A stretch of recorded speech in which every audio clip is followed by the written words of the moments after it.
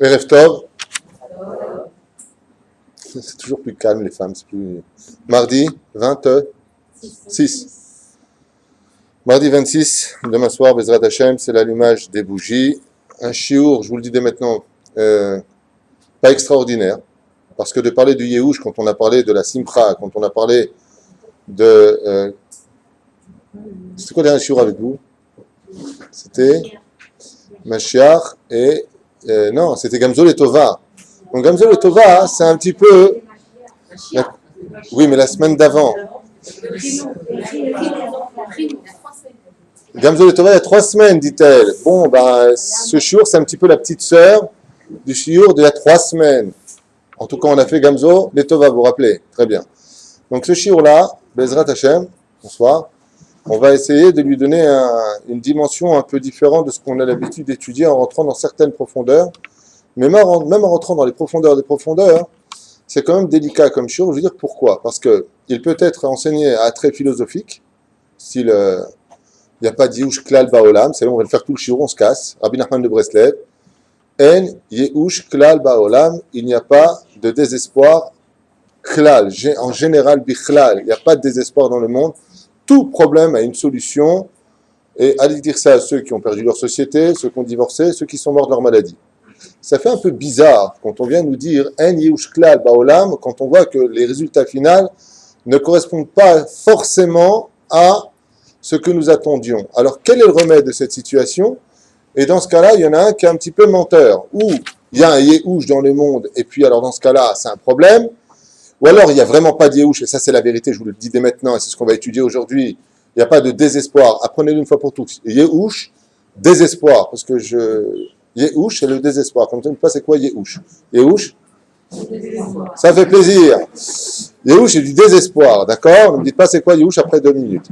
Donc, sur ce, il faut comprendre qu'il y a une cause et un effet à tout cela. Comment se sortir de Yehush quand on est dans une situation ténébreuse? Comment arriver à éviter de tomber plus bas?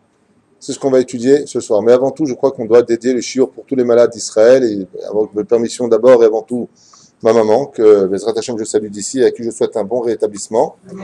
Stéphane, Jamy bien entendu en face pour son dos, Bezrat Hashem, tous les malades d'Israël, sans oublier bien entendu la femme de Greg Tayeb, son épouse, qui vient d'accoucher, Baruch Hashem, pour le bébé et son épouse, une bonne refouach lema, et pour le père de Linda Hadjej, son papa, et pour la dame que tu m'as dit aussi, c'est pour Rabat Rosine, Bezrat Hashem, Achlama Meira, et bien entendu, Arabanit Ayekara, Nathalie Abu Hatzera, Kakadosh Baruch Hu, Bezrat Hashem, Ishlachla, Achlama Meira, Refouach lema. Amen. Et bien entendu, pour tout le cas d'Israël, et puis d'abord et avant tout aussi pour votre mazal, pour votre vie, à vous qui êtes ici présents, et pour ceux qui nous écoutent. On peut commencer le jour ou la natektraha. Mais au final. Bien entendu, on a donné le nom. Vous la connaissez sous le nom de la maman de Sylvie Besson. Et nous, on a donné le nom direct. Vous voyez, plus court. C'est pas grave. Vous êtes virés. Alors, vous savez que quand il y a un extrême, parce que le Yehush, c'est un extrême, le désespoir, c'est un extrême. Tomber dans le désespoir, c'est arriver à l'extrême. En général, après le désespoir, c'est le suicide. Le suicide ne veut pas dire sauter la vie. Le suicide peut dire aussi, dans un couple par exemple, on peut rester toute sa vie marié mais être divorcé. C'est-à-dire que tu es là, voilà ta bouffe, j'ai fait ce que je devais faire, tu me veux, je te dis pas non, mais au niveau de l'âme, tu n'as que de la matière, tu n'as pas de vie. Ça s'appelle être marié tout en étant divorcé toute sa vie. Ça, c'est ce qui vient après le Yehush. C'est-à-dire, je me suis battu, ça sert à rien de discuter Rav Pitou, Rav Pinto, Rav Abu Hatzera, Rav Intel, peu importe le Rav que vous allez voir tant qu'il ne s'agit pas d'un ravagé. Et quand on arrive à la fin d'une situation, on se rend compte, c'est un peu naze comme blague, mais bon, ça vous fait rire, tant mieux. Hein. Sur ce, quand on arrive face à une situation où on dit de toute façon ça ne sert plus à rien de parler, c'est qu'on est arrivé au bout du désespoir. Donc après, c'est le suicide ou mental ou moral. J'aime bien les gens qui tapent à la porte du Beth Midrash. Bon, bonjour. Et on arrive bien entendu à descendre encore plus bas. Donc, quand on arrive à un extrême, on passe dans l'autre extrême. Et l'autre extrême de Yehush, en hébreu, c'est le mot, un des plus beaux airs qui existent dans notre judaïsme. En tout cas pour moi, qui porte un chapeau noir et qui suis de tendance haridite, vous ne pouvez pas imaginer combien j'aime la tikva, qui porte bien son nom, et qui pour moi est non seulement c'est un hymne extraordinaire, mais les paroles sont encore plus belles que l'air en lui-même si on les comprenait vraiment.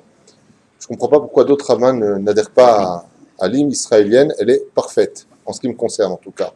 Am Chofshi Be'artzenu, un peuple libre sur sa terre, qui a été repris par le slogan de Meretz, l'extrême gauche, pro-arabe et anti-religieux, n'a rien à voir avec la kavana de Am Chofshi, c'est-à-dire un peuple indépendant sur sa terre, c'est la kavana de la tikva.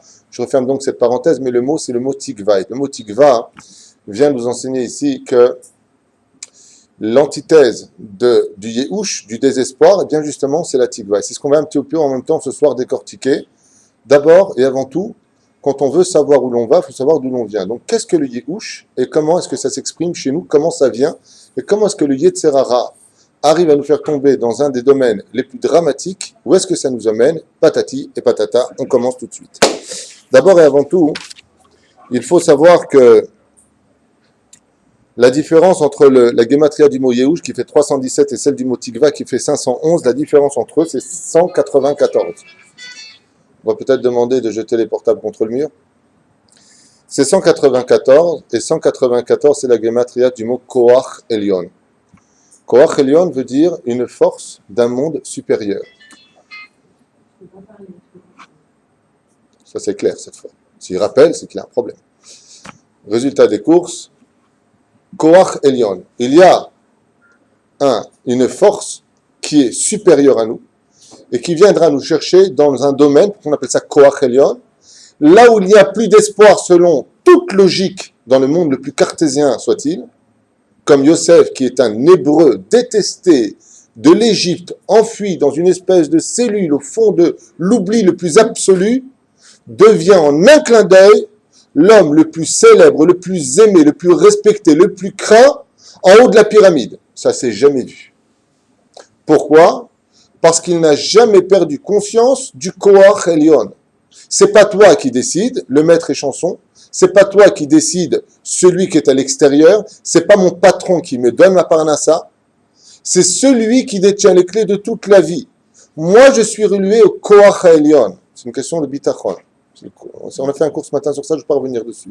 Sur la paracha de la semaine à propos de Yosef, qui sort de prison pour devenir vice-roi d'Égypte. Mais c'est aussi, par excellence, la fête de Hanouka. La fête de Hanouka qui vient nous démêler d'une assimilation de gens qui passaient leur temps à nous dire « On veut vous donner de l'argent, on vous aime, on est vos amis, on veut rien d'autre que d'être avec vous, on veut faire qu'un seul peuple. » Et de se délier de cela, c'est impossible. Sur le domaine physique, regardez ce qui se passe dans les nations du monde quand elles viennent vivre en France, quand elles vont vivre aux États-Unis ou en Guadeloupe, peu importe où ils vont, les générations, après 2-3 générations, eh bien, un portoricain devient un Américain. Les gens d'origine d'un pays finissent par automatiquement s'assimiler à tout cela. Le peuple d'Israël, depuis 2000 ans, à travers la galoute, de pays en pays, quand on était espagnol, on n'était pas des juifs espagnols, on était des juifs en galoute de l'Espagne, des juifs en galoute du Portugal, des juifs en galoute de la France. Mais qu'est-ce qu'on est en nous-mêmes? On est tous hébreux, on n'a jamais oublié nos origines. Nous sommes juifs. Et malheureusement, si on oubliait trop vite, les pogroms étaient là pour nous rappeler que nous n'étions pas comme les goïms. Donc, il a fallu se sortir du désespoir de l'assimilation pour retrouver la tikva de notre terre. C'est quand même terrible. Il va falloir passer par des situations compliquées qui pourraient s'exprimer pour nous comme étant le désespoir, comme la Shoah, qui était un désespoir absolument noir. Je vous défie d'aller voir un mec qui était en train de vivre à Cracovie et lui dire il n'y a pas de désespoir dans le monde, mais il t'aurait jeté une pierre dans la tête, il aurait eu raison. Qu'est-ce que tu me parles de désespoir? On vit dans le désespoir. C'est le désespoir. Mais l'espoir dont nous a parlé l'histoire, par exemple, de la Shoah, c'est que le but, c'était d'exterminer le peuple juif. Est-ce qu'ils ont réussi? Donc, est-ce qu'il y avait de l'espoir? Oui. Mais on l'a pas vécu comme ceux qui sont rentrés dans les fours crématoires, malheureusement. Que Dieu repose leur âme. Okay? On l'a pas vécu comme eux.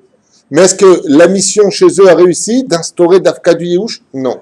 C'est pour cela que le mot qui viendra, Bezrat Hashem, joindre la gematria du mot Yehush et justement Tikva, c'est-à-dire Du désespoir à l'espoir, 194, Gematria Tzedek.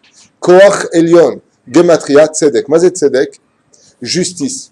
N'aie pas peur parce que ce que tu vis en moment, c'est le Tzedek d'Akadosh Baruch Hu. Kabel Be'ahava. Si tu ne veux pas tomber, d'abord reçois avec amour. Quelqu'un vient me dire, demain je divorce. Je dis Mazel Tov. Lama Mazel Tov. Kikar. Keshem shemevarech ala tova, kach yevarech ala ra'a. Tout comme tu fais la bracha sur le bien, fais la même bracha pour le mal. Pourquoi? Parce qu'il n'y a pas de yéhouch, il n'y a pas de mal. Mais ça, c'est un sujet qu'on avait déjà fait. J'avance.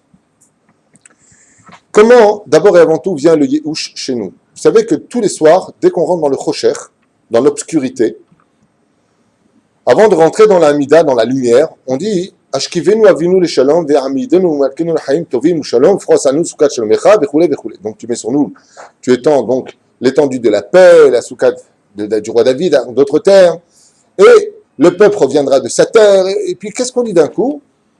Ve'aser Satan milefanenu. Ouais, vous êtes des femmes. Omer acharenu, c'est pas une prière que vous faites en général. Retire le Satan de devant moi, mais aussi de derrière moi. Mais excuse-moi, mais ça veut dire quoi?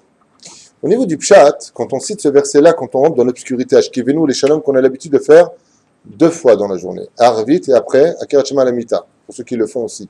Ceux qui le font aussi. C'est que le Satan, quand il vient pour te faire tomber, il te fait tomber. Alors il te fait tomber. Ah, Mamash, il te fait tomber. Jusque-là, de tomber quand on a fauté, quand on tombe dans la faute, quand on tombe dans, malheureusement, pas ce que l'on voulait avoir. Parce que ce qu'il faut comprendre, c'est que dans le monde dans lequel on vit, on a nos plans à nous. Et de façon un petit peu justifiée, à 1 millimètre près, on pourrait dire à Dieu, Dieu, tu veux pas te montrer, parce que sinon ça nous prendrait notre libre arbitre. Tu veux pas nous dire ce que tu attends de nous dans notre vie. Dis-moi ce que tu attends de moi, je le ferai. Comme ça, on avance dans la vie. Tu restes caché, silencieux. Résultat des courses. Alors, puisque toi, tes comptes sont les tiens, laisse-moi ce que mes comptes sont les miens. C'est le premier yéhouch de l'histoire. Comme les choses ne se passent jamais comme on le prévoit nous-mêmes, on tombe dans le désespoir.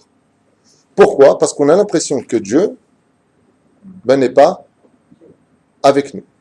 Non, on sait que Dieu est Dieu, mais ça rejoindrait le Dieu d'Aristote. C'est-à-dire un Dieu philosophique qui a vraiment créé le monde, mais qui ne s'occupe pas des affaires de l'homme. Ça, c'est le vrai Yéhouch dans son absolu. Pourquoi je vous ai parlé de Satan milefanu me'acharenu? Parce que la Gemara nous dit, quand le Satan fait tomber un homme dans le trou, dans l'obscurité, il ne s'en tient pas simplement à le faire tomber. Car tomber, dans le judaïsme, quand tu fais une faute, tu fais un péché dans le judaïsme, c'est pas là qu'est la gravité. Le vrai problème d'une faute, c'est pas d'être tombé. Le vrai problème d'une faute, c'est de ne plus se relever. Shivara parmim yipol tzadik, ouais, veyakum. J'ai pas fini. Le problème du Satan, c'est qu'il est devant toi, et une fois que tu es tombé à l'intérieur, le Satan ne s'en tient pas là. Parce que quand tu es tombé dans l'obscurité, peut sortir une grande lumière, ce qu'on dit tous les soirs à Arvit. Yotzer or mi pene choshech, vechoshech mi pene or. Dieu sort la lumière de l'obscurité ressort la lumière. Donc c'est pas là qu'est le problème. Le vrai problème, c'est que le Satan, quand tu es dans le trou, il t'enfonce encore plus bas que le trou. Ça veut dire qu'il veut t'enterrer. Voyons ça dans le domaine actif de la vie de tous les jours. Le mec donne la tzedaka. Il est là, il donne de la tzedaka. Mamash, il donne de la tzedaka de tout son cœur. Mais le Satan, avant qu'il donne la tzedaka de tout son cœur, il lui a fait un tremblement à l'intérieur du cœur, style, quoi, tu vas donner la tzedaka, il a qu'à travailler, c'est un parasite, etc. Ok, très bien. Mais maintenant, une fois que c'est fait, il voit ce mec qui sort son porte-monnaie, 5 mètres plus loin, il sort une bourta d'argent, une grosse lasse d'argent, et lui, à ce moment-là, dans sa tête, il se dit, attends, le mec, il a plus d'oseille que moi, je lui donne un billet. Ça, c'est le Satan. Le Satan, il t'a fait la mitzvah, vas-y, mais je te la fais regretter. Mais les fanenu, tu as fait la mitzvah. Mais acharé veut dire après, je vais tout faire pour que tu tombes dans un désespoir vis-à-vis de lui ou d'autrui, pour que tu regrettes les mitzvahs que j'ai fait. Souvent, les femmes mariées, quand elles mettent le kisoui et que ça leur casse la tête, sans faire jeu de mots, ouais, et qu'elles voient que ça ne donne rien au niveau du couple, ouais, elles tombent dans le désespoir de je ne comprends pas à quoi ça sert de faire des mitzvot. Donc, au moment où tu dis ça, tu viens de perdre toutes ces années de kisoui. Et ça, c'est la force du Satan. Faire tomber la personne, la faire regretter la femme d'avoir été pieuse en 1 seconde, tu viens de tout perdre. Tout perdre. Tout ton mérite vient de tomber à l'intérieur du désespoir. Pourquoi j'ai fait ça? À quoi ça a servi d'être Shomeret Shabbat? À quoi ça m'a servi de porter le kisouille? À rien. Tu viens de tomber dans le Acharenu. Le Satan te rappelle quand tu mets je parle des femmes, non, je parle du kissou, je parle un homme, ça peut être fini ou autre chose, ok? Donc, quand tu viens et que tu mettais ton kissou, je te mirasera, ça tombe les cheveux, mais après, c'est pas fini. Jusqu'à ton dernier souffle, comme Yochanan Kohen Gadol, mais ça peut être le mot à Gemara. La Gemara de Maseret Brachot nous parle de Yochanan Kohen Gadol qui est tombé dans le désespoir. Elle nous parle de Lisha Ben Abouya qui est tombé dans le désespoir. Et en une fraction de seconde, Yonatan Kohen Gadol, Kohen Gadol a perdu 80 années de salaire de Kohen Gadol sans une seule faute sur le dos. Il a tout perdu. Pourquoi? Il a dit en fin de compte, il n'y a pas Dieu. En une seconde, tu as tout perdu. Parce que c'est dans les deux sens. Tout comme un homme qui a été rachat toute sa vie retrouve l'espoir que rien n'est perdu dans ce monde. Il fait tchouva. En une seconde, il fait tchouva. Il part de ce monde comme quoi? Comme un tzaddik. Gematria tzedek. 194. Tu sais c'est quoi la différence entre le Yehush et la Tikva? C'est Gematria tzedek. C'est-à-dire que si, Béhémet, tu es quelqu'un qui va méprinat tzedek bahaim, tu es avec Akadosh Baruch Hu dans ta vie, rien ne peut t'arriver. Regardez ce que nous disons. Pris de Ishayahu, un avis, bien entendu, le prophète, si je ne m'abuse. Regardez ce que nous disons dans le Seder de la Havdalah. Vous savez que quand on quitte le Shabbat, le monde de la lumière, on finit par entrer dans le monde de l'obscurité qui est la semaine. Et voilà ce que nous disons.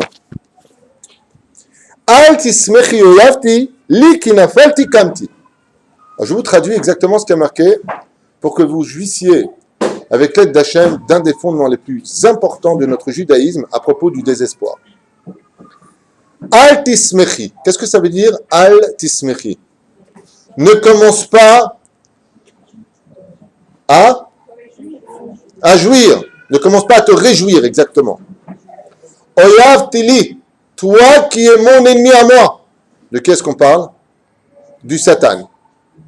Ki nafalti kamti. Et regarde ce que je t'ai dit tout à l'heure. La femme est shomeret mitzvot. Elle est shomeret Shabbat. Elle fait tout ce qu'elle a à faire. Elle rencontre l'homme aux beaux yeux. T'as de beaux yeux, tu sais.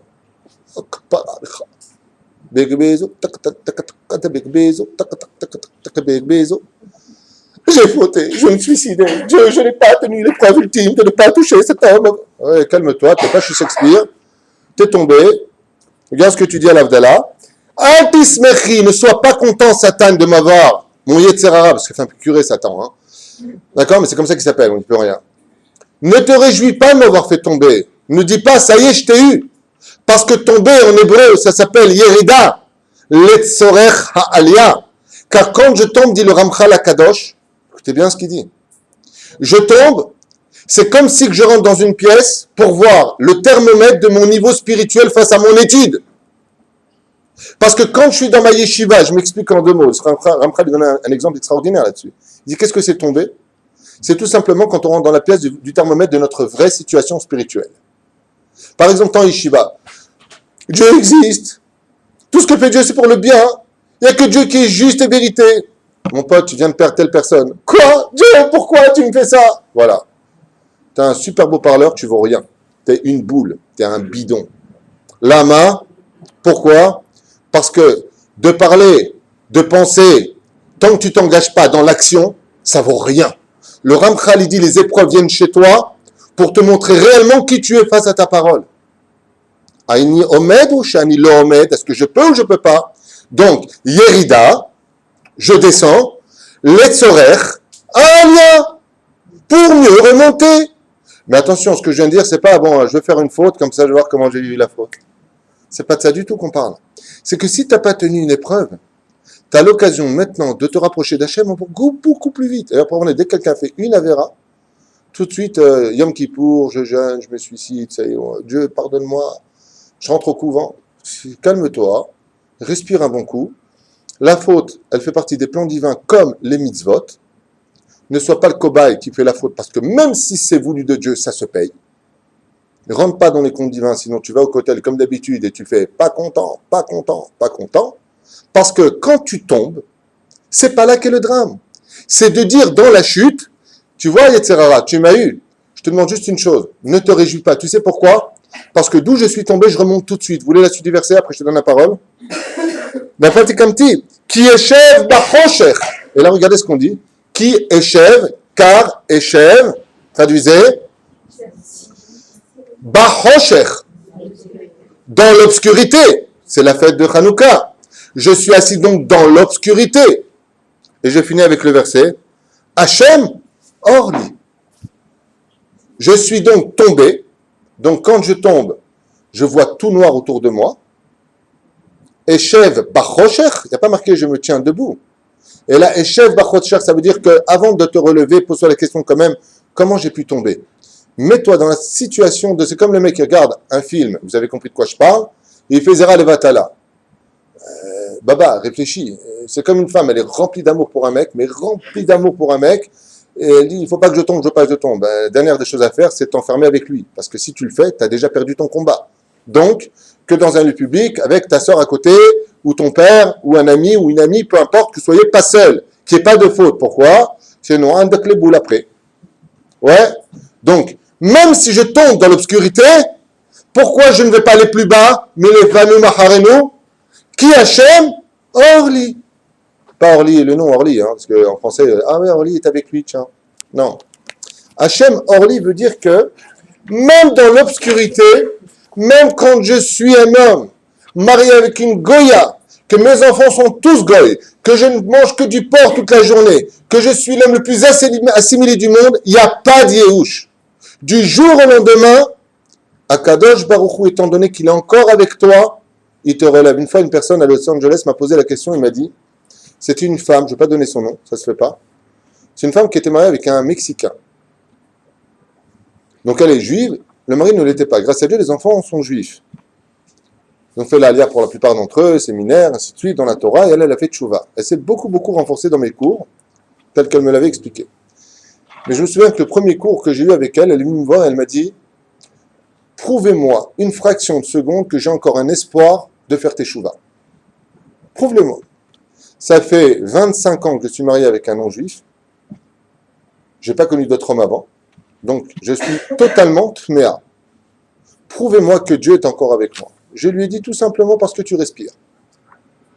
Si Dieu n'était plus avec toi, tu serais parti de ce monde. Parce que là-bas, il n'y a plus de tchouva possible. Donc, si tu vis encore, c'est que Dieu t'attend. Elle a fait tchouva. Et elle s'est séparée de lui. Et même quand je suis dans le rocher, même quand je suis en bas, comme quelqu'un qui m'écrivait, peu importe, sans rentrer dans les détails, sur des fautes extrêmement graves, est-ce que j'ai le droit à la tchouva? Mais vadaï que tu as le droit à la tchouva. Il n'y a rien qui tient le droit à la tchouva. Un jour, un homme, imaginez qu'un bandit, qui frappait les gens, qui tuait les gens, qui volait les gens, a pris un jour un couteau, a tué son père et égorgé sa mère. Dans ce cas-là, est-ce qu'on peut lui dire qu'il a une tchouva, lui? Il est parti voir le Rav Haïm Akadosh, Rabbi Haïm Ben Attar. Et quand il a vu, il a écouté parler de Torah, il s'est levé avec des larmes, et il s'est mis à pleurer, il n'arrivait même pas à parler. Le Rav Haïm lui a dit, pourquoi tu es dans cet état? Il lui a dit, parce que je voudrais savoir, sur tout le mal que j'ai fait, l'argent, je peux le rendre. J'ai tout l'argent encore que j'ai volé. Il lui a dit, rends-le. Mais sur la mort de mes parents, ce que je peux réparer? Le Rav Haïm lui a répondu, oui. Mais pour cela, il va falloir faire quelque chose sans que tu poses de questions. Je vais te donner un serpent que tu vas accrocher autour du cou, dans une boîte en fer, et pendant 7 années consécutives, tu devras le nourrir. La 7e année, tu ouvriras le capuchon de cette boîte, comme ça que c'est marqué dans le livre. C'est un aspic. Il sortira, te mordra à la gorge et tu mourras. C'est ton tikkun. Tikkun bizarroïde entre nous. Je ne sais pas pourquoi, je n'ai pas lu dans les tikkunim du Hari Akadosh, mais en tout cas, c'est le Rav Haïm qui lui a donné ce tikkun. Mais Agnène. Pourquoi Dafka le Nahash? Sur ce, j'aimerais encore une fois de plus, avec votre permission, revenir un petit peu en arrière sur l'histoire de l'humanité pour comprendre qu'est-ce que le Yéhouch. Quel a été le premier péché de l'histoire? C'est le Yéhouch. Quand Adam Arishon est tombé, Adam Arishon, après avoir mangé du fruit interdit, entre guillemets, et qu'il est tombé, qu'est-ce qui s'est passé? Dieu lui a dit, pourquoi est-ce que tu te caches? Ayeka, où es-tu? La phrase de Ayeka, où es-tu ne veut pas dire simplement où es-tu. À Kavana, je ne sais pas où tu es. Kautrabi, j'ai besoin que tu me dises coucou. I am here. J'ai pas besoin que tu me dises ça. Le mot Ayeka explique le Baal Chassidut, le Baal Atanya. Il dit Ayeka, Perouche Adavar. Maintenant que tu es tombé, qu'est-ce que tu comptes faire pour remonter? Donc si Chazve Shalom, tu restes dans le bas de l'échelle, pensant que j'ai tellement fauté de toute façon que Dieu n'en a plus rien à faire de moi. Vous connaissez cette phrase des parents qui disent tout le temps, Ah, moi, vous savez, comme ils m'ont souvent dit à Paris, mon Rav Kvitou, hein, j'ai tellement fauté dans ma vie, j'ai tellement roulé ma bosse. Moi, c'est pas grave, mes enfants, ils feront tchouva. Chas v'shalom. Chas v'shalom. C'est pas que le péché du yéhouch, du désespoir est le plus grand de tous les péchés, c'est que c'est la porte qui mène à tous les autres péchés.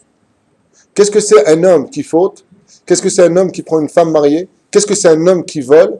C'est un homme qui a perdu confiance en lui, puisqu'il est obligé de passer par des territoires obscurs pour obtenir ce qu'il veut. Il a peur d'être vu, donc il n'a plus confiance en lui.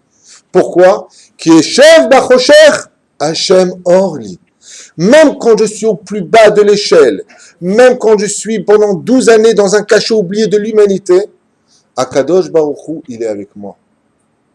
Akadosh Baruch Hu, il est avec moi. Et comme je ne suis pas seul et que je suis avec le Koach Elyon, je n'ai rien à craindre, parce que tant que je respire, c'est que Dieu m'attend. Donc, j'arrête tout de suite mes bêtises et je reprends le chemin de la tikva. Et ça veut dire quoi la tikva? L'espoir de remonter l'échelle. Les sages, pour nous mettre un peu à l'aise, je vais prendre qu'une déesse, c'est pas un cours sur la tchouva, mais Rabban Shimon ben Lakish, Resh Lakish, connu dans la Gemara de Resh Lakish, dit, un homme qui a fauté toute sa vie, qui a fait tchouva dans la joie, dans la tikva de tout réparer, même ses péchés deviennent des mitzvot. C'est un truc de fou. C'est un truc de fou. C'est-à-dire que le mec, il a fauté toute sa vie durant, il fait tchouva, besimcha, le psak de Rabbi Shimon Resh Lakish, qui est mouvant, vous avez bien compris que Resh Lakish, c'est aussi la halakha. Achozer b'tshuva be'ahava, dans l'espoir avec le sourire. Tous ces péchés, ça devient, bravo, des anges blancs. De noir, il passe à blanc. Pourquoi tout cela? Pour bien nous faire comprendre que le pire des pièges dans ce monde, c'est le Yéhouch. Alors comment ça a démarré dans l'histoire? On ouvre le premier volet tout de suite. Ça a démarré dans l'histoire, dans le fait qu'à la création du monde, Dieu a créé la lumière du premier jour, qu'on appelle ça, en hébreu, or. D'accord? Excusez-moi un instant. Voilà. Or. Comment on écrit le mot or en hébreu? Aleph, Vaveresh. Seulement voilà que le serpent est intervenu. Et qu'est-ce qu'a fait le serpent? A plongé l'obscurité dans le monde. En prouvant à Adam et Ève qu'en mangeant du Etzada Tovara, ils deviendraient, en ouvrant leurs yeux, comme Dieu. Ils sont tombés dans le piège. La première est tombée dans le piège dans l'histoire de la création du monde, c'est Ève. Et les sages, le Midrash vient vite nous raconter que Ève, quand elle s'est rendue compte de la bêtise qu'elle avait faite, elle est rentrée dans le plus grand désespoir. Et qu'est-ce qu'elle a dit? Ah, puisque je viens de tomber et que je reste irrécupérable, je vais en faire manger aussi à mon mari, parce que comme mon mari a été créé de Dieu lui-même, tout comme moi-même j'ai été créé de Dieu lui-même, peut-être qu'à Dieu il aura pitié de nous. Son désespoir l'a mené à aller encore plus loin que la bêtise qui avait été faite juste avant. Mais elle a eu un deuxième désespoir. Mais si Dieu est juste tzedek, il va me tuer moi, donc il va faire une autre femme à Adam Arishon. Mele, c'est la première Tunisienne de l'histoire. Mele, si moi je meurs, toi tu meurs deux fois. Qu'est-ce qui a engendré chez elle un tel sentiment? Le désespoir. Je fais une parenthèse avant de vous continuer avec le mot or et le mot or. Quand Moshe Rabbeinu alav shalom est rentré en Égypte, dans sa naissance, né de Yochebed et de Amram, et qu'il a vu l'esclavage en Égypte, vous savez les sages qui nous livrent comme secret, vous savez quel a été le plus grand souci de Moshe Rabbeinu? Vous voulez l'entendre? Ça n'a jamais été de sortir les enfants d'Israël. Jamais.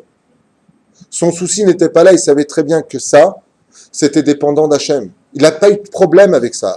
Il ne voulait pas que ce soit par lui parce que son humilité l'exigeait. Mais de sortir les enfants d'Israël chez lui, ça n'a jamais été un doute, il n'a jamais eu de problème avec ça. Il avait un ennemi beaucoup plus grand que celui de Pharaon. Il avait un ennemi beaucoup plus grand que celui de tous les démons de la terre. Les sages nous disent, tu sais pourquoi Moshe Rabbeinu était très embêté de sortir les enfants d'Israël? Il a dit, mais ils ne me suivront pas. Ce n'est pas des enfants d'Israël dont il parlait, mesdames et messieurs. Pas du tout, mesdames. Vous savez de qui il parlait? Il disait, sortir les enfants d'Égypte, c'est facile. Mais de sortir l'Égypte des enfants d'Israël, ça va être dur. Et c'était quoi l'Égypte? Mibet Avadim. La maison de l'esclavage, la maison du désespoir. Je vais sortir le désespoir avec eux. Comment je peux faire pour justement sortir le désespoir? Dieu lui a dit, ne t'inquiète pas. La lumière de ce monde, c'est l'étude de la Torah. On leur donnera la Torah au Har Sinaï. Moshe monte, mais il tarde. Qu'est-ce que font les enfants d'Israël, entre guillemets, avec le rêve rave? Ils font le veau d'or. Et pourquoi ils ont fait le veau d'or? Moshe est mort. Il avait dit 40 jours, ils ont mal compté. Pas de patience. C'est un des principes même du Yehush. On fait tout de suite le veau d'or. Quand Moshe est descendu, qu'il a vu le veau d'or, il a dit à Hachem, c'était ça mon problème. C'est pas de sortir un juif de la galoute, je ne parle pas de la galoute géographique. C'est de sortir la pire des choses qu'on puisse rentrer dans un juif, c'est le désespoir et l'obscurité. C'est pour ça qu'on a la fête de Hanouka. Et Dieu te dit, t'inquiète pas. Hanouka, ça tombe toujours dans le mois de Kislev. C'est quoi la première lettre du mot Kislev? Kaf. Ça fait combien en Gematria? 20. Lev, c'est quoi la dernière lettre? Vav. Vav. C'est quoi Kaf et Vav? 26. Dieu te prend dans sa lumière. Tout le mois est dans la lumière. De quoi t'as peur? Je suis là. Je suis avec toi. Le mois de Kislev, tu allumes. Normalement, on allume le 25. Comme j'enseignais hier, on aurait dû allumer le 26. Car le 25, ils sont opposés. Le 26, ils ont allumé les bougies. 26 Gematria. Mais Dieu te dit, n'attends pas de me trouver pour allumer les bougies. Un jour avant, tu peux déjà compter sur moi. Je suis là. N'attends pas la dernière limite. Je suis toujours avec toi. Ani Itra. Donc, Moshe Rabbeinu alav shalom, c'est de ça qu'il a eu peur. Et il a eu raison d'avoir peur. Le désespoir des enfants d'Israël, pour quelques heures, ont remené l'histoire de l'humanité au rocher le plus absolu à cause de la faute du veau d'or. La mort est revenue régnant sur le monde. Le chibout de Galouyot, l'esclavage des Babylonies, de la Perse, de Madaï, de la Grèce et de Édom et d'Ishmaël pour finir, pour nous casser les pieds jusqu'à la fin des temps, reviennent en action. Bekitur Velaïnian, qu'est-ce qui nous a fait tout tomber, tous? C'est quoi? Le désespoir. Et c'est de ça que Moshe Rabbeinu a eu peur de nous faire sortir d'Égypte. Prendre les enfants d'Israël et sortir, c'est pas un problème. De sortir ce désespoir qui vit constamment en nous, ça c'est très dur parce que l'esclavage en Égypte nous a menés au plus grand désespoir. En Inde, par exemple, quand vous allez en Inde, les gens meurent à côté de vous sur la route. Il y a plein de morts. J'ai un copain israélien qui est parti 6 mois en Inde. Il m'a dit, c'est un truc de fou. Tu as des gens qui meurent comme ça et les gens passent à côté. C'est-à-dire que c'est devenu un endroit tellement désespéré que de mourir, ça fait partie de la vie. Ils ont une vache qui est juste à côté maintenant. Bouffe-la, la vache. Bouffe-la. Même Fernanda, elle a bouffé Marguerite. Bouffe-la, ta vache. Non, c'est sacré. Ça veut dire que le désespoir se trouve dans quoi? Dans ce qui est en dessous de toi. Il n'y a pas de vie. Oudou Lachem Kitov Kilolam Chazdo. Alors la lumière du premier jour, elle a dû s'effacer. Pourquoi? Parce qu'ils étaient nus. Et qu'est-ce qu'il a fait à Kadosh Baruch Hu? Il a fait un vêtement de peau. Et ce vêtement de peau, ouais, qu'est-ce qui s'est passé avec ce vêtement de peau? Eh bien, il a dû le prendre d'un monde. Et vous savez de quel monde il a pris? Le Ben Ishraï nous dit comme ça. Pas que le Ben Ishraï, le Zohar aussi et bien d'autres commentateurs. Vous savez comment les choses se sont passées? Quand je prends la lettre Aleph, du mot Or, Aleph, Vavresh, ouais, et que maintenant le Or, qui est venu couvrir Adam et Ève, la peau qui a été mise sur eux, puisqu'il y a marqué Vayas Hashem Elohim, que notre Or, il aurait fait un vêtement de peau, ouais, il a dû le mettre donc sur la lumière de la Neshama. On est bien d'accord. Vous savez que le mot Or en hébreu, qui veut dire peau, Aïn Vavresh, sont aussi composés des lettres du mot Iver, qui veut dire Aïn Vavresh, aveugle. Donc la peau mène l'homme dans l'obscurité de ce monde. On ne voit plus rien, puisqu'on est dans un étui hermétique qu'on appelle le corps humain. De ce fait, ce qu'il faut comprendre absolument, c'est que quand on a retiré le Aleph de sa place, et qu'on y a mis le Aïn à la place, Aïn ça fait combien en Gematria? 70. Aleph, ça fait 1. 70 moins 1, qu'est-ce qui te reste dans les mains? 69. Et c'est quel mot 69? Yagon. Et dans la Amida, tous les jours, 3 fois par jour. Yagon va'anaha. Entre parenthèses dans le Sidour, Yagon, c'est qui? Le Satan. Va'anaha, sa femme, Lily. On ne peut pas prononcer son nom. Okay? Donc, comment s'appelle le nom du Satan? Yagon. Vous savez, ça veut dire quoi en hébreu? Yagon? Désespoir. Yagon, c'est le nom du Satan. C'est un jour que tu vois le Satan comme ça, il passerait baba ou bonjour. Ouais. Comment tu t'appelles? Teudat Zéout, Yagon, c'est son nom. Et Yagon veut dire celui qui est dans le désespoir le plus absolu. C'est le monde des ténèbres, le monde de l'obscurité, le monde où tu n'as pas besoin d'appeler SOS, personne t'écoute. Laisse tomber, t'es foutu, il n'y a pas de Dieu ici. Alors que dans notre Torah, à nous, c'est exactement le contraire. Même si je suis là-bas, arrête, tu demandes au maître et chanson, rappelle-toi de moi et souviens-toi de moi. Hop, j'oublie un détail. Hachem Orli, il y a Dieu avec moi ici. j'ai pas besoin que tu fasses quoi que ce soit. Si Dieu veut me sortir du désespoir, il le fait, il n'y a pas de problème. Mais quand est-ce que tu peux sortir du désespoir? À partir du moment où tu respecteras certaines règles qu'on va tout de suite étudier ensemble. Oui. Vas-y, vas-y, je t'en prie, Sandrine. Alors, celui qui est justement au profond du désespoir. Alors déjà que je suis fatigué, alors j'entends rien du tout. Sidi. Celui qui est au plus profond du désespoir. Ouais. D'accord. Il n'a pas celui qui est pour ce soir. Comment il peut sortir de là? Celui qui est dans le... Ben, Plus profond. la première des choses, on me l'a souvent posé comme question, celui qui est au plus profond du désespoir, comment il en ressort? Alors, la première réponse que je vais donner, elle est très, très psychologique. Je m'en excuse, mais pour moi, j'ai toujours expliqué que la Torah doit être relevée par deux pieds, pédagogie et psychologie. Si tu n'as pas ça en toi, il n'y a pas de Torah. Il faut avoir les deux pour pouvoir évoluer dans le monde de la Torah, pour pouvoir l'enseigner, pour pouvoir le vivre pour soi-même. Sache une chose, Sandrine, c'est que les problèmes de la vie ne prennent les dimensions qu'on veut bien leur donner. C'est une phrase que je cite depuis plus de 20 ans, à travers mes propres épreuves. Ça veut dire que le mur vient de s'effondrer, c'est un exemple, j'ai n'importe quoi. Tu peux le rendre, ouais, et tu peux le rendre, bon, ben, il est tombé. Le mec, il apprend qu'il y a une grande maladie, bon, ben, tu dis, ben, tu fais une chimio, tu dis, quoi, tu peux faire ça. C'est-à-dire que ce que tu feras dans ta tête, peut-être des fois ton pire ennemi. Il y a des fois des gens qui m'appellent en disant, il y a un démon chez moi. Je dis, non, démon chez vous, vous avez peur de vous-même. C'est pas parce que tu crois avoir des ombres tout le temps qu'il y a des ombres.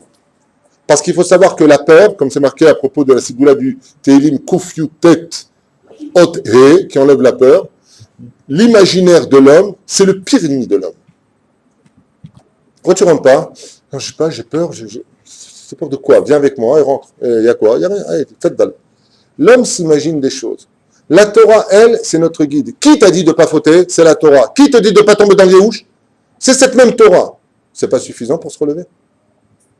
Si tu veux plaire à celui que tu aimes, qui est ton créateur, si ce même créateur, il te dit que fauter, c'est pas bien, mais triste, c'est encore pire, ne va pas plus loin. Ça, c'est le Satan.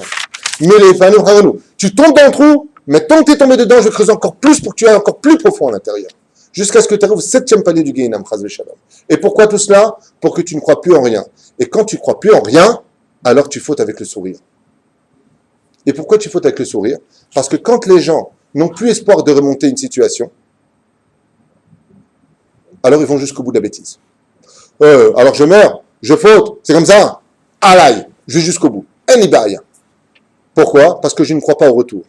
Et comme on dit le retour en hébreu, teshuva. Chouv, tachouv, teshuva. Si pour moi il n'y a pas de retour, alors j'irai jusqu'au bout du mal. Il faut bien que j'appartienne à quelqu'un. Voilà comment tu peux te relever. Quand Moshe Rabbeinu est décédé, la terre s'arrêtait de tourner. Le monde était perdu. Yoshua bin Nun, pendant 30 jours, était assis par terre. Qu'est-ce qu'il lui a dit Dieu après 30 jours? Yalla, koum yablid. Allez, lève-toi. Koum Yoshua. Hazak ve'ematz. Allez, lève-toi. Le monde n'est pas fini.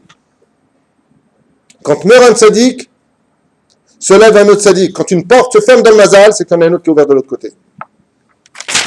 Il n'y a pas de désespoir. Il n'y a pas. En d'avoir casé. Dieu ne met jamais une personne dans une situation, s'il ne peut pas surmonter l'épreuve, tu peux être certaine de ça. Mashma Mikan. Que si j'ai pas réussi, c'est pas grave, je recommence. Rabbi Nachman de Breslev, il dit, tu crois que moi j'ai réussi à devenir Rabbi Nachman, j'arrête de manger, je veux plus voir les femmes, tu crois que c'est passé comme ça? Il écrit dans son Chaim Moran, Venafalti, Venafalti, Venafalti, Venafalti, Venafalti. Et je vais te dire quelque chose de fondamental pour nous. Vous savez pourquoi le premier livre de chevet d'un juif, ça doit être bien entendu le Shulchan Aruch. Mais surtout quand on est une femme, chez le Hassanisha, surtout quand on est une femme, s'il y a des livres que vous devez lire avant tout livre du judaïsme, c'est de lire la biographie des sages. Et vous savez pourquoi? Pour une raison très simple. Quand on voit des grands comme le Rav Kook, le Chafetz Chaim, le Maharal de Prague, le Gaon de Vilna, la liste est longue, Rabbi Akiva, tu as toujours l'impression que tu es en train de parler avec des extraterrestres de l'élite des religieux. Et toi, tu es une chnana qui vient couler du nez. C'est un peu dégueu comme exemple, mais c'est quand même pas mal. Moi, j'ai bien aimé mon exemple. Eh bien, il faut te moucher. Mais quand tu lis maintenant, et le Chida venait d'apprendre en Tunisie qu'il venait de perdre sa femme qu'il n'avait pas vue depuis tant d'années, mais ne pouvait pas mon deuil au sage de Tunis en lui disant, puisque maintenant il n'y a plus personne qui t'attend en Israël, on va te marier, tu resteras pour toujours en Tunisie. Il a eu peur, c'est marqué dans sa biographie. Ouais. Il est parti pleurer dans les jardins de Tunis pour ne montrer à personne combien il souffrait de la perte de sa femme. Le Rav Kook, Rabbi Yitzhak Avraham Kook, Zecher Tzadik Kadosh Ibracha, le jour de l'enterrement de son épouse, il pleurait devant des centaines de personnes, des milliers de personnes. Et vous savez ce qu'il disait? Combien elle était belle, ma femme. Mais quand tu vois le Rav Kook, tu vois un Gibor, l'homme à qui il n'y a jamais eu de problème, le Chida, il parle avec Dieu, donc lui, bien entendu, il n'a jamais... J'ai jamais vu des gens qui ont autant souffert que les gens qu'on connaît dans le monde de la Torah. Tous étaient dans le domaine de l'expérience de désespoir. Tout a été fait pour qu'ils perdent leur yeshivot, leurs élèves. Rabbi Akiva, 24 000 élèves, il y a un survivant? Pas un seul. Qu'est-ce que tu fais dans ce cas-là? Arrête! Il n'y a pas d'espoir, sois pas blind. Ma pitom, en yehush baolam. Et je vais vous dire pourquoi Rabbi Akiva a réussi sa vie. Et je vais vous dire pourquoi Rabbi Akiva a réussi. C'est avant de vous donner le processus que je vous ai marqué cet après-midi à toute vitesse, comment ne pas rentrer dans le yehush. Vous allez comprendre tout de suite le désespoir. Vous savez pourquoi Rabbi Akiva a réussi sa vie? Imaginez un homme, je reprends un petit peu comme ça de façon très rapide l'histoire de Rabbi Akiva sur un feuilleton de sa vie. Ouais, Rabbi Akiva. Toute vitesse. Il est marié, il perd sa femme. Il est remarié, il perd sa deuxième femme. Il se remarie avec Rufina, donc Rachel, Rufina, il repère encore 3 femmes. Le mec, il a été veuf 3 fois de sa vie. D'accord? Il est mis en prison alors qu'il enseigne la Torah. Dans ce cas-là, tu dis Ribono Shalolam, comme on dit les anges. Moi, Zotorato, Zosrao, c'est ça le salaire d'un homme qui a voué sa vie à l'étude de la Torah. Rabbi Akiva ne se plaint jamais. Jamais on a entendu Rabbi Akiva en train de dire j'ai blédé, j'aime. Jamais. Rabbi Akiva, il a toujours le... Même quand on vient le dépecer, il souriait. Comme le Joker. Il a fait Dalim. Tout le temps le sourire. C'est un truc de fou, ça t'énerve en plus en face. Ouais. Très bien. Tu peux m'expliquer, toi, d'où vient la force de Rabbi Akiva de ne pas être entré une seule fois dans le Yehush? Rabbi Akiva va nous enseigner ici, dans Masechet Yevamot, quelque chose que Béhémet, on devrait tous danser après ça. Rabbi Akiva vient nous dire comme ça. La force que j'ai eue, moi, d'aller créer encore 5 autres élèves, Vayadrim Rabbi Akiva, il est parti à créer 5 autres élèves là-bas, vous connaissez tous Rabbi Shimon Bar Yochai, Rabbi Meir Bananes, Rabbi Yehuda Bar Ilai, Rabbi Yosef Galili, derrière. D'où tu as cette force? Tu viens de fermer 24 000 sociétés, tu as encore fait 5 sociétés. D'où tu as cette force? Rabbi Akiva vient te dire, moi je ne suis jamais rentré dans le désespoir parce que j'ai compris une chose. Il n'y a pas de j'ai raté ma vie et j'ai réussi ma vie. En d'avoir casé. Est-ce que j'ai tout fait pour réussir ma vie? Oui ou non? C'est réussi ou pas, c'est entre les mains de Dieu. Si Dieu veut que ce soit bien, c'est que c'est bien. Si Dieu veut que je ferme, c'est que c'est bien. Donc comme Rabbi Akiva, pour lui, il estimait que réussir sa vie, c'est pas comme lui voyait les choses, mais comme Dieu voyait les choses. Donc il n'est jamais tombé dans le désespoir. Dieu, j'ai ouvert 24 000 yeshivot, 24 000 élèves. Je les ai tous amenés à la Torah. Elle est belle ou pas? 24 000 élèves, pas 24 élèves, 24 000 élèves. Tu vois de quoi je te parle? C'est une armée qui vient derrière lui. Ouais. Ils sont tous morts de façon tragique, c'est lui qui les enterre lui-même. D'où tu as cette force, Rabbi Akiva? Il dit, mais moi, je devais les faire? Oui. Apprendre la Torah? Oui. Respecter ma femme? Oui. Enseigner la Torah? Oui. Est-ce que j'ai rempli mon devoir? Oui. Est-ce que Dieu avait ses plans? Oui. Est-ce que tu aimes les plans de Dieu? Oui. Et si ça contredit les tiens, c'est son problème. Je les ai tous pris. Rabbi Akiva, le lendemain de l'enterrement, il est parti faire d'autres élèves. J'ai pas de problème avec ça. Nous, comment on serait tombé? Quoi? Tout ce que j'ai fait, c'est pour toi. Toi, tu détruis ce que je fais, mais alors tu sais quoi? Et on tombe dans le désespoir. Et pourquoi on tombe dans le désespoir? Parce qu'on ne comprend pas que la réussite, c'est pas de réussir comme toi, tu vois les choses. Mais que la réussite dans ce monde, c'est de tout faire pour faire ce que tu dois faire à Torah, et que si Dieu veut que ça marche, c'est que c'est bien. Et si Dieu veut que tu fermes, c'est que c'est bien. Ce qui fait que quand tu as une société qui est un peu bancale, non, moi j'ai écouté le recours de Rav Tuitou, ma pitom, je rentre pas dans le désespoir. Mais mon cours ne veut pas dire que tu vas remonter de ta société. Hein. C'est pas ça que ça veut dire. Ça veut dire que ne perds pas l'espoir. Parce que vous allez comprendre qu'il y a une énergie qui va se dégager de nous, car nous sommes tous faits d'énergie. Mais ça veut dire aussi que si tu fermes, c'est bien. Ça veut dire quoi, c'est bien? Ça veut dire que c'est de là que va sortir l'espoir. Je vous donne un exemple. Quand tu viens pour semer, à partir de quand ça commence à germer? Je vous parle de physique. Comme ça pourrit.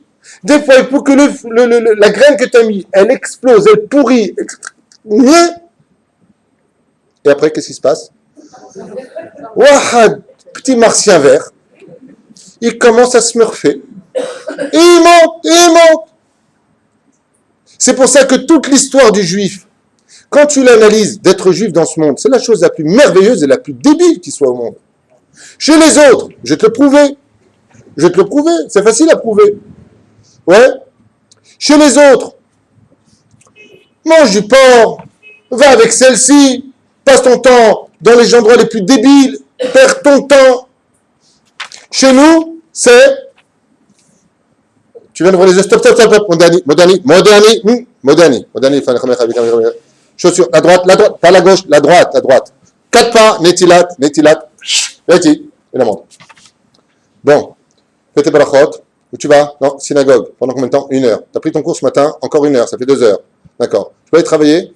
Qu'est-ce que tu fais comme travail? Ah, là, il y a du vol. Tu arrêtes, tu vires ton bras. Ouais. Et Shabbat, tu peux pas. Hein? D'accord. Bon, je peux roter quand je bois du coca quand même? On peut... Ouais, mais tu mets la main devant et fais attention, pas trop de bruit parce que ça peut gêner quelqu'un d'autre. Sinon, tu demandes pardon. Mais ça, c'est du savoir-vivre. Non, c'est aussi de la Torah. Parce que s'il n'y a pas de savoir-vivre, il n'y a pas de Torah. Bon, d'accord, mais j'ai une question. Le salaire de tout ça, c'est quand? Je t'explique. Quand tu meurs, hein? Quand tu meurs, t'as un tronc, on te dépose comme ça. Et après, on met comme ça. Et après, on va pleurer un petit peu. Et après, là-bas, tu reçois ton salaire. Quand tu seras complètement bouffé par les vers, il reste un squelette comme ça. J'ai dit des bêtises? Non? Mais le salaire, il aura lieu quand? Réellement? À Triat, à Métim, à la résurrection des morts. C'est-à-dire qu'on est en train de te vendre. Tu fais ce que je te dis au doigt et à l'œil, dans la joie en plus, même si tu ne comprends pas. Et après, quand tu seras parti de ce monde, dans une autre vie, tu auras ton salaire. Excuse-moi, mais il n'y a pas un enseignement plus désespoir au monde que ça. Sauf si tu as compris que la mort, c'est la vie. Sauf si tu as compris que tes plans, ce n'est pas les plans divins. Et que les plans divins sont mieux que les tiens. Parce que lui t'aime plus que ce que tu t'aimes. C'est ça l'espoir. C'est de savoir que Kadosh Baruch Hu est toujours avec moi. Vous savez, c'est quoi un homme qui tombe dans les mauvaises paroles, qui s'énerve? C'est un homme qui oublie que Dieu le regarde. On m'a appelé cette semaine de Jérusalem. Un homme me pose la question en me disant, écoutez, j'ai un gros problème à Jérusalem, je suis hyper pieux, je suis parti à Paris, j'avais envie de... Vous pouvez expliquer pourquoi? Je dis, c'est très simple. Il y a marqué dans le livre de Devarim, qui est né Hachem, Mirishit Hashana, Badaharit Hashana, Beretzraël. Les yeux de Dieu sont posés sur Israël du début de l'année à la fin de l'année. Quand tu quittes le territoire d'Israël, tu te sens plus regardé par Dieu. Il m'a dit, c'est exactement ce que j'ai ressenti. Je lui ai dit, mais c'est ce qui est marqué dans la Torah, c'est pas de moi. Donc, dès que tu passes derrière le massacre, vous savez, le massacre, l'écran, donc Dieu ne te voit plus. C'est quoi un homme qui vit dans le désespoir? Imaginez qu'un homme maintenant, ça ne va pas du tout dans sa vie. Et il entend... Donc, Camille, il entend... c'est une blague. Prends ton cas. Sandrine. Ah, oui, Seigneur. Ne commence pas à me faire ça, hein, je te mets une tannée. Mais imagine que dans une situation terrible, allez, regardez, je vais être cool avec vous. Imaginez qu'une personne, ça ne va pas du tout, mais alors pas du tout de chez du tout. Même du tout, il n'est pas bien. D'accord? Il fait un rêve, et dans son rêve, il voit son grand-père qu'il aimait beaucoup. Et il vient, un bel habit blanc, et lui dit, ne t'inquiète pas, je prie pour toi, si Dieu veut, bientôt tu vas t'en sortir. Comment il se réveille le lendemain matin?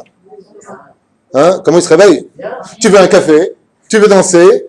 Je kiffe! Pourquoi? Parce que je sais une chose, maintenant je suis plus seul. C'est Rabbi Nachman qui enseigne ça.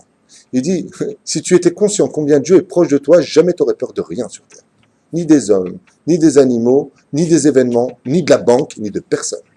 Qui Hachem orli. Dieu est avec moi. Allume les bougies de Hanouka dans l'obscurité parce que Dieu est toujours là. Le Kaf et le Vav qui se lève englobe l'histoire de l'humanité. Dieu est toujours avec nous. Vous avez compris cette parenthèse? Comment sortir du problème? Le Yehush, quand est-ce qu'il vient chez l'homme? Je vous ai noté quelques exemples, il y en a beaucoup plus. Hein. Quand on n'est pas satisfait de ce que l'on a. Premier piège du désespoir, quand une personne, comme c'est marqué dans la première Mishnah du 4e chapitre de Masechet Avot, Benzo Maomer, Ezeo Ashir, à sa mère Bechelko. Qui est le riche dans ce monde? Celui qui est satisfait de ce que Dieu lui a donné. Si tu pars du principe que tout ce que Dieu te donne, c'est que du chesed, que de la bonté, toi, le magi alecha shum davar, parce que dans les cieux, tu es déjà 1 milliard de fois, Hayav Mita, Hayav Mita, Hayav Mita, Hayav Mita, tu peux être certain que donc si tu as quelque chose, c'est déjà Todaraba Hashem, on est bien d'accord, merci Hashem, ouais. Donc, quand tu n'es pas satisfait de ce que tu as, c'est que tu estimes que Dieu ne fait pas justice. Donc celui qui n'est pas satisfait de ce que Dieu lui donne, c'est quelqu'un qui estime que Dieu ne fait pas ce qu'il faut. Donc Dieu n'est pas avec lui. Donc s'il n'a plus de lumière dans sa vie, c'est qu'il est dans le pachot et le yoter. Deuxième cas, le désespoir vient dans la vie d'un homme dans l'obscurité quand il perd sa émouna. Ça veut dire quoi il perd sa émouna? C'est le cas du mec qui vient, qui passe son temps à prier, prie pour avoir des choses, et en fin de compte il voit que ce qu'il demande, il l'a pas. Sur ce, je vous raconte une histoire très très importante, à toute vitesse, très belle histoire. Pour bien comprendre, ça veut dire quoi prier et obtenir. À l'époque du roi Salomon à la vache Shalom, il y avait 2 serviteurs qui avaient passé des âges très avancés. Ils étaient vraiment très avancés dans les âges. On ne connaît pas exactement leur âge, mais ils étaient très avancés. Pour les récompenser et les laisser vivre en paix, le roi Salomon les a convoqués, leur a demandé, ouais, quelle est la chose qui vous ferait le plus plaisir dans votre vie? Quelle est la chose que vous avez le plus souhaité dans votre vie? Et ils ont dit, voilà, on sait qu'il y a 7 portes qui mènent au Gan Eden. Mon ami et moi qui avons servi ton père, le roi David, et toi-même, dans toute la fidélité qu'on pouvait vous donner, si vraiment tu peux nous faire un cadeau, on voudrait quitter ce monde, mais dans nos corps. C'est-à-dire, rentrer au Gan Eden avec nos corps. Sur ce, le roi Salomon ordonne à Benayu Ben Yoyada, lui qui connaissait un des secrets des 7 portes du Gan Eden sur terre qui passent par le Gan Eden, d'emmener les 2 serviteurs fidèles dans le Gan Eden de corps et d'âme. Ça va jusque-là? En arrivant devant la porte du Gan Eden, les 2 sont tombés et sont morts. Benayu Ben Yoyada, en voyant ça, a ordonné à l'ange de la mort de se montrer face à lui. Et il lui a dit, pourquoi tu as fait une telle chose? Il lui a dit, c'est le plus beau jour de ma vie, le Satan, il lui a dit. Il lui a dit, parce que ces 2 hommes-là ne pouvaient mourir sur terre que devant la porte du Gan Eden. C'était ici la fin de leur destinée. Et c'est eux-mêmes qui l'ont demandé toute leur vie. Je referme cette parenthèse. Des fois, tu demandes des choses, mais c'est les choses que tu vas demander. Qui t'a dit que c'est bien pour toi? Qui t'a dit que c'est bien pour toi? Une fois, au Machon Meir, je me souviens que le Rav Bigon, commencez par rire, le Rav Bigon, en hébreu, ouais, alors que le Machon Meir était sur le point de fermer ses portes, c'était en 1988, il vient, je ne sais pas si vous imaginez ce que je vais vous dire, hein. On n'avait plus une thune, il n'y avait plus de bouffe, c'était une situation catastrophique. Je prie le ciel qu'on manque toujours d'argent. Il se pique. Là, il se pique. C'est pas possible. Comment tu peux dire une chose pareille? Qu'est-ce que tu voudrais dire? Je prie le ciel qu'on ait beaucoup d'argent. Non, non, non, non. Pourquoi? Alors moi, j'étais le voir, comme j'étais un peu blata. Et Rav Bigad, vous poser une question. Lama Marta Edze, israélien. Il m'a dit parce que vous priez tellement avec ferveur depuis qu'il n'y a plus de moyens, que si on a de l'argent, vous arrêtez de prier comme ça. Qu'est-ce que c'est bon de vous voir prier comme ça? Si on a ce qu'on veut, on arrête de prier. Donc comme c'est bon de vous voir prier comme ça. Qui t'a dit que ce que tu demandes, c'est bon pour toi? Toi, tu dis que tu veux. Mais si tu l'as, qui t'a dit que c'est bien? Donc si ce que tu demandes, tu l'as pas, tu rentres dans le Yehush, c'est que tu estimes que Dieu ne fait pas justice. Donc tu juges Dieu. Donc le Yehush, c'est bien ou c'est pas bien? C'est une façon détournée de juger Hachem. La reine, c'est strictement interdit. La deuxième chose, c'est qu'on sait que Dieu, et écoutez bien ce que je veux dire maintenant, c'est encore plus profond. On sait que Dieu ne peut pas vivre avec quelqu'un s'il est triste. Le Yehush, c'est la tristesse, oui ou non? Donc si tu ne veux pas que Dieu te quitte et qu'il t'aide dans la faute, la dernière des choses à faire, c'est quoi? C'est de quitter Dieu. Et comment tu quittes Dieu? Tu es triste, Dieu te quitte. La shrina, c'est un klal, sachez-le. Tout comme tu ne peux pas verser 1,2 litre dans un verre de 50 millilitres, sachez que la shrina ne réside pas dans une maison où il y a de la tristesse. C'est impossible, il n'y a pas de lumière dans cette maison. Donc si tu veux que Dieu t'aide, ouvre-lui la porte. Comment tu ouvres la porte à Hachem? Avec la tikva. Quand tu souris, tu ramènes la shrina, donc Dieu il peut t'aider. Quand tu veux que Dieu te soulève de ta tristesse, invite-le. Si tu es, je peux plus de ma vie, crève en silence. Parce que là, il n'y a plus Dieu. Mais en réalité, Dieu est là, mais si tu l'invites. Les sages, vous les verrez tous autant qu'ils sont dans la biographie, je vous défie de me montrer un seul Rav qui est passé la Shoah, qui est passé les pogroms, qui est passé l'histoire de Rome, une phrase dans leur bouche où ils se sont plaints qu'un seul jour. Jamais ils se sont plaints. Jamais ils se sont plaints. Jamais ils se sont plaints. Il y a eu Isaïe qui a dit à Dieu, pourquoi je suis le témoin oculaire de la destruction du temple? Ça me fout les boules. Mais il avait mal pour Dieu, pas pour lui. Le Yehush vient quand on manque de patience. Synonyme de patience, humilité. Donc synonyme de Yehush, Ga'ava. Qu'est-ce que c'est quelqu'un qui est triste? Vous avez déjà vu un enfant, quand il veut quelque chose, s'il ne lui donne pas, qu'est-ce qu'il fait? Il pleure et il fait une crise. Qu'est-ce qu'il estime l'enfant? Que tout lui est dû. Ça rejoint ce qu'on a dit. C'est pas fini. Quelqu'un qui rentre dans le Yehush, c'est quelqu'un, disent les sages, qui est habillé par le Yetzer Hara. Quand on tombe dans le désespoir, c'est qu'on a encore beaucoup de Yetzer Hara en nous. Ça veut dire qu'il faut qu'on se travaille notre Yetzer Hara Tov, remplir encore plus de mitzvot et de Maasim Tovim. Le Yehush vient chez celui qui se plaint tout le temps. C'était marqué en 6e position, désolé. Qu'est-ce que c'est quelqu'un qui se plaint tout le temps? C'est quelqu'un qui porte la guine. Il n'y a pas pire au monde que de fréquenter quelqu'un qui est jamais content, qui se plaint. Vous savez pourquoi? Parce que la plainte, dans l'atmosphère, elle dégage le noir. Et qui se ressemble, s'assemble. Le noir de l'atmosphère veut adhérer à celui qui lui ressemble. Ouais. Donc quand tu viens et que tu pleures tout le temps, une fois Rabbi Moshe m'avait dit, quelqu'un qui pleure tout le temps, Dieu lui donne des vraies raisons de pleurer. Rabbi Nachman de Breslev, il dit le contraire. Il dit, pas le contraire de ce que je viens de dire, il donne le contraire pour le sourire. Il dit, quelqu'un qui fait semblant d'être heureux, Dieu lui donnera de vraies raisons d'être heureux. Parce que la seule mitzvah, dans le judaïsme, où on a le droit d'être hypocrite, c'est le sourire. C'est la seule mitzvah dans laquelle on a le droit d'être, pas le sourire sur le visage, d'être heureux. Même si tu dois faire semblant, dit Rabbi Nachman de Breslev, de faire semblant d'être heureux, sois-le, parce que le salaire de la mitzvah, ce sera d'avoir de vraies raisons de l'être après. Bon, vous connaissez tous cette phrase de nos grands-mères, hein, les grandes rabbagnottes. Vous savez, les dinosaures avec leurs gros mollets qui marchaient comme ça. Ah, Yaoul dit, hey, souris à la vie. Et ce qu'elle disait, c'est toute la Torah de Rabbi Nachman de Breslev. Souris à la vie te sourira. Tu passes ton temps à te plaindre, t'apportes la rasera. À cause des fautes et à cause des mauvaises paroles, vient le Yehush dans une maison. Quand quelqu'un fait des fautes, d'Averot, alors automatiquement, il plonge dans le Yehush. Les mauvaises paroles, la vulgarité, plongent un homme à ne jamais être content. Il peut gagner $100 000, $200 000, la colère chez lui engendrera toujours le Yehush. Jamais de lumière dans sa vie. Ça, on l'a déjà dit. La Hatzvut, le Yehush, c'est considérer que ce que fait Dieu n'est pas bien et que le bien est considéré comme le mal. Ça va encore plus loin. Masechet Avot nous enseigne une autre dimension du Yehush. Al tityaesh minapura anut. C'est marqué dans le premier chapitre, 7e Mishnah.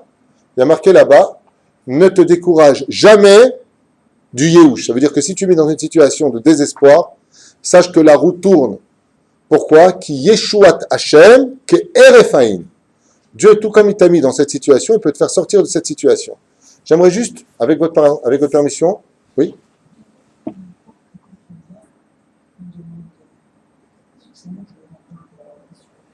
Ah oui, mais ça c'est autre chose, c'est par rapport à autre chose. On n'a pas d'épreuves qui viennent dans ce monde si on ne les a pas demandées pendant la nuit, dans le sommeil, quand on monte en haut pour réparer nos fautes. D'accord, mais ça c'est pas par rapport au Yehush. Ça n'a rien à voir avec ça. C'est pas encore sur les épreuves. Là par contre, ce que je veux dire moi, c'est quelque chose qui va, Bezrat Hashem, j'espère en tout cas, éveiller chez vous, quelque chose de grand. La Gemara nous apprend que, vous savez qu'il y a des femmes qui veulent absolument se marier. Mais où est mon mec? Il y en a d'autres qui voudraient avoir des enfants. Mais où est mon gosse? Il y en a d'autres qui voudraient avoir de l'oseille. Mais où est ma banque? Chacun avec son thatmanik, son thalwid. Il y a marqué comme ça, caché Jivugam chez l'Israël qui Kiryat Yamsouf. Caché Parnasato chez la Adam qui Kiryat Yamsouf. La Gemara nous dit qu'il est aussi difficile pour Dieu de marier un couple que d'ouvrir la mer en 12. La mer rouge. Il est aussi difficile pour Dieu d'amener la Parnassa à l'homme que d'ouvrir la mer en 12 points. Et là, bien entendu, même Nathalie, au fond, a envie de me dire pourquoi il y a quelque chose de dur pour Dieu. J'ai vu dans tes yeux. Ouais, c'est ce que tu voulais dire, non? Pas du tout. Bon, ce que vous dire ma femme alors. Frédéric plutôt, c'est un peu ton. Même pas. Personne ne veut le dire? Sandrine? Sandrine, elle le dit, ça fait plaisir. Quoi? Mais c'est une bonne question. Est-ce que tu veux me dire quoi? Qu'il y a quelque chose de dur pour Dieu? Caché, zivugam, kikirat yamsouf. C'est-à-dire que c'est une grande difficulté pour Dieu de marier un couple. Comme ça a été dur pour lui d'ouvrir la mer en 12 pour tu me charries ou quoi? Il a créé le ciel et la terre. Il a créé tout ce qu'on connaît, ce qu'on ne connaît pas. Et ce qu'on ne connaît pas est beaucoup plus grand que tout ce qu'on connaît. Alors qu'est-ce qui est dur pour lui? Il fait ce qu'il veut, c'est Dieu. Non. Akadosh Baruch Hu est tombé dans un piège volontairement, lequel, celui de s'imposer ce qui nous a imposé. C'est-à-dire que quand Dieu dit justice doit être faite, la justice doit être faite. Quand on arrivait devant la mer Rouge, les anges accusateurs ont dit « Pourquoi tu les libères? Ils n'ont pas fini leur temps. Et si tu veux parler de Srouyot, c'est de Davodazara, les Égyptiens, eux aussi c'est de Davodazara. » Alors Akadosh Baruch Hu, ça a été très difficile pour lui. Pourquoi? Parce que Dieu veut qu'on l'appelle Hachem Hu Elohim. Dieu est justice. C'est là où ça devient dur pour Dieu. Alors quand Dieu, malgré tout, il a fermé le Beddin d'en haut, nous raconte le Zohar. Il a fermé le Beddin d'en haut pour pas qu'il y ait de jugement ce jour-là. Et qu'il nous a ouvert la porte, ça a été dur pour lui. Pourquoi? Parce qu'il a fait l'ifnim shuratadin. Par le mérite du sang, de la Brit Mila et de la mezouza, ouais, sur les frontaux, il a fermé le Beddin pour ne pas juger ce jour-là. Et ça a été dur pour lui. Pourquoi? Parce que Dieu est justice. Quand quelqu'un veut se marier, qui t'a dit que tu as le droit de te marier? Qui tu es pour te marier? Quelle route tu as pour te marier? Cacher la Kadosh Baruch Hu de faire la justice. Quand quelqu'un veut une parnassa, qui te dit que tu mérites la parnassa? Est-ce que tu as prélevé le maaser? Est-ce que tu sais comment dépenser cet argent qui ne t'appartient pas, qui appartient à Hachem? Cacher la Kadosh Baruch Hu. Et nous, qu'est-ce qu'on fait? On tombe dans le Yehush. Vous avez compris pourquoi on juge Dieu?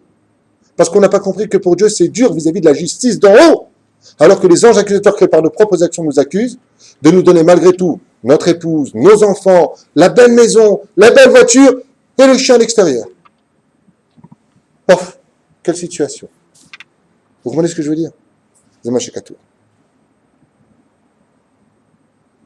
Si le Yehush est si négatif, alors pourquoi Dieu l'a créé? Je finirai avec ça, en vous posant la question, si vous avez d'autres questions. Yehush mivi et à Adam, l'idée anava.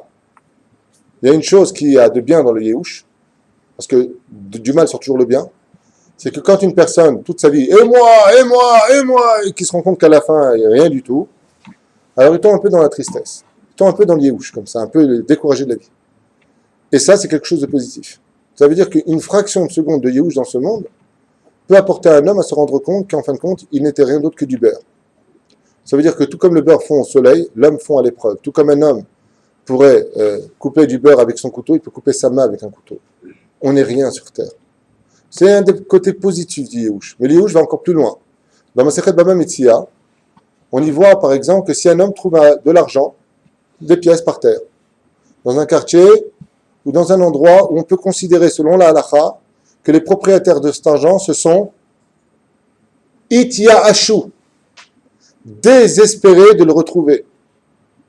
Si on est dans cette situation, on n'a pas de misvat hashavat aveda.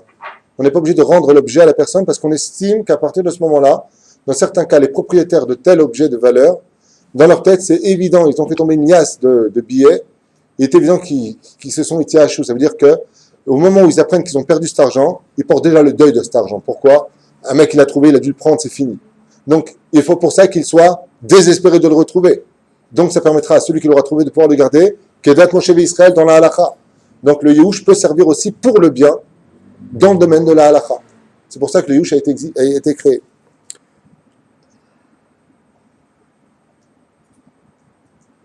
Pardon? Le Yehush est bon aussi, disent les sages. Pourquoi? Parce que le fait de savoir qu'un homme tôt ou tard partira de ce monde peut le rappeler à faire teshuva. Et comme le Ikar de ce monde, c'est faire teshuva, le Yehush de se rappeler que tôt ou tard on partira de ce monde, c'est quelque chose de positif et pas de négatif. Encore une chose que j'avais notée.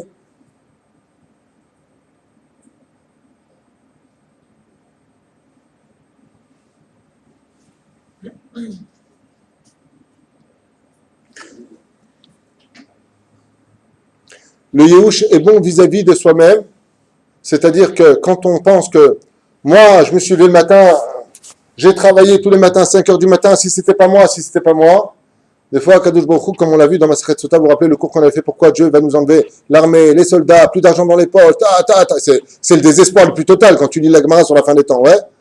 Pourquoi on n'est plus qu'une seule chose à dire, Dieu, on ne peut compter que sur toi. Donc on a vu que l'arme de la fin des temps, c'est de plonger l'homme dans le Yehush. Et ce sera donc quoi, nous, notre mission de la fin des temps? Garder le sourire. Le parchot et le éther. Mais pourquoi Dieu utilise le Yéhouch pour nous mettre dans cette situation? Parce que tant que tu as de l'argent, tant que tu as ton armée, tant que tu as et moi, qu'est-ce que tu dis? J'ai pas besoin de Dieu. Mais Dieu veut qu'à la fin des temps, on dise En lanu leishaen et la lavenu sheba shamayim. C'est la dernière chose que j'avais notée aujourd'hui, des sages qui disent le positif du Yéhouch et le négatif du Yéhouch. Vous avez 2 questions, je vous écoute et je vous libère. Pas de questions? Non, pour 2 questions. Oui, Patricia? Pas de questions?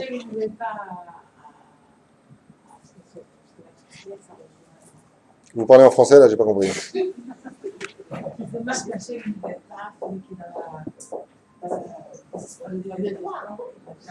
C'est dommage que Dieu ne nous aide pas dans le désespoir.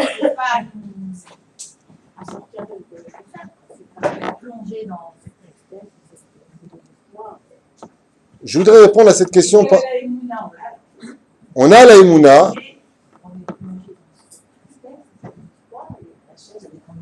Alors, je vais répondre à cette question-là par le biais de la Chassidoute. Le pire ennemi, j'ai compris votre question, Patricia. Comment se fait-il que Dieu nous laisse quand même vivre dans un désespoir où des fois on n'arrive pas, on s'est empâtré dedans, on n'arrive pas à en sortir? C'est ça la question. Non, alors ça, sur ça, il y a une très belle réponse de la Chassidoute qui dit qu'en réalité, le pire ennemi de l'homme, c'est lui-même. Le pire ennemi de l'homme, c'est lui-même. Vous avez un problème de français ou quoi?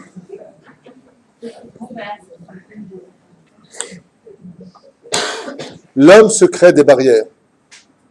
Je vais vous dire quelque chose qui va peut-être choquer. Il y a des gens qui, comme on l'a vu en sortant d'Égypte, ont dit « Hier, on va retourner en Égypte, c'est mieux. » On prend des coups de bâton, mais on a nos repères. Il y a des gens qui se sont tellement habitués à leur yéhouch dans la vie, qui se sont créés leur univers là-bas. Et ils ont peur du bonheur. Donc, ils ne vont pas se marier, ils ne vont pas procréer, ils ne vont pas espérer. Parce qu'ils se sont créés une maladie psychologique où leur appartement s'est créé dans cet univers sombre, dans lequel pour eux, il y a quand même leur petit coin de soleil, c'est d'être face à eux-mêmes. Donc, non découvert par le regard des autres. C'est une maladie. Et dans la Chassidoute, il faut savoir que le Yéhouch, c'est une maladie. C'est-à-dire quelqu'un qui est triste, c'est quelqu'un qui est malade. Il faut sortir de cela. Pour pouvoir en sortir, il faut 2 conditions. Fréquenter les gens qui en sont capables, que ce soit des rabbanim. Donc, comme je l'ai d'ailleurs dit et répété, je le répète encore, le médicament de cette génération, c'est l'étude de la Chassidoute. J'insiste énormément, qu'elle soit Breslev, Lubavitch, lituanienne, de n'importe quelle tendance, Soloniski, peu importe, Belz, Vijnitz, c'est tous des chassidiques. Hein? Peu importe. Pour moi, celle qui monte au-dessus de toutes, c'est celle de Rabbi Nachman de Breslev, avec le Balatania. Et encore même ça, il faut bien le comprendre, parce que c'est comme une grande profondeur. C'est que de la Kabbale, si vous voulez savoir. Mais c'est le médicament de cette génération. C'est-à-dire d'être capable de donner un langage profond aux gens, dit dans un langage d'enfant. Ça, c'est la chassidoute. Parce que dans le vrai domaine même médical, quelqu'un qui est triste, qui est tout le temps sombre, comment on appelle ça dans le domaine médical, quelqu'un qui est malade? Dans le langage de la médecine, cholé nefesh. Son âme est malade. Traduction du mot d'un homme qui est triste, qui n'est pas bien, on appelle ça un cholé nefesh. Ça veut dire que son âme est malade. Donc, de quoi elle est malade? De l'obscurité. Donc, de quoi a besoin cette personne? De lumière, donc d'études, de musique, de joie, d'aérer la maison. Que la maison soit toujours remplie de lumière, qu'il y ait toujours, Baruch Hashem, comme dit Rabbi Nachman,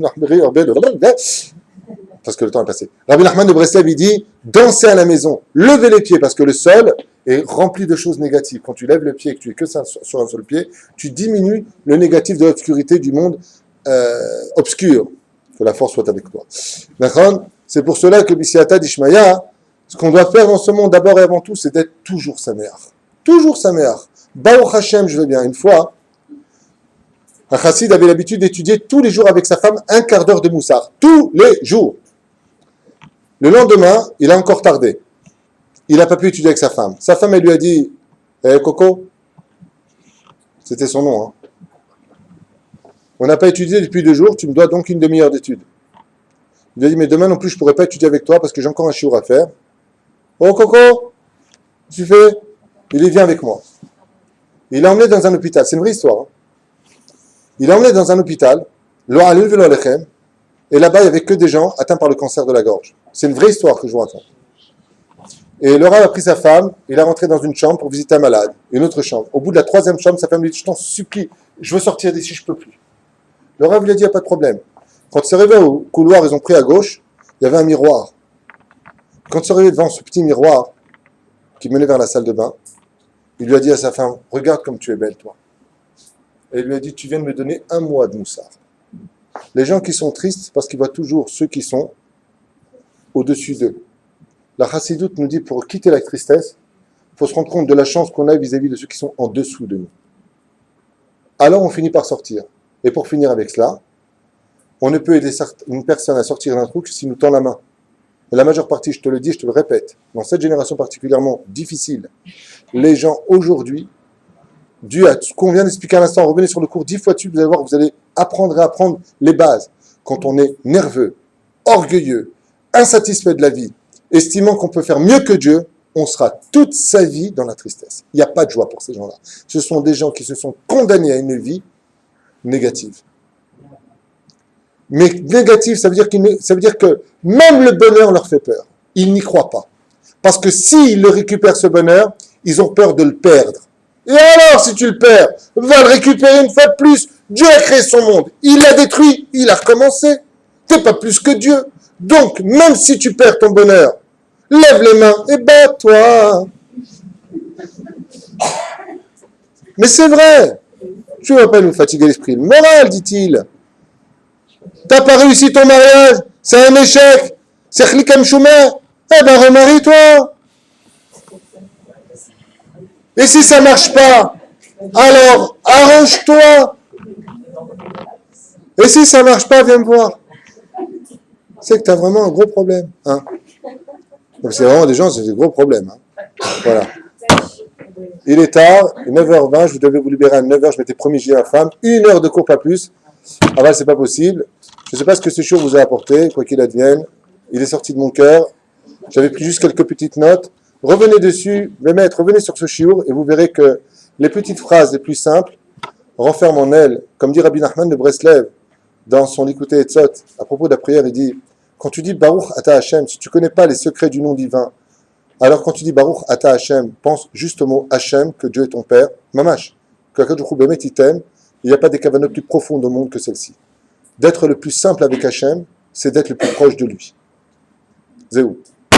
Lachem Bezrat Hashem, le Yehush, c'est pas bien, mais la valeur du Yehush, c'est-à-dire du désespoir, c'est quand tu te relis à Hashem, et vous connaissez l'histoire de la corde qui faisait 2 mètres.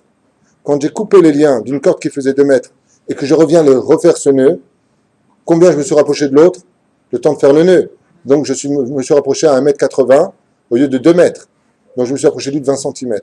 La force du Yehush, c'est qu'on arrive à rendre notre obscurité de la lumière quand on est capable d'en sortir. Je répète, c'est pas en mettant de la lumière dans l'obscurité. Hein. C'est quand tu sors de l'obscurité que ton obscurité devient une lumière. C'est pour ça que le but de la Teshuvah, c'est de rendre notre passé la lumière de notre avenir. Je vous ai fait sortir d'Égypte pour devenir une nation sur la terre d'Israël.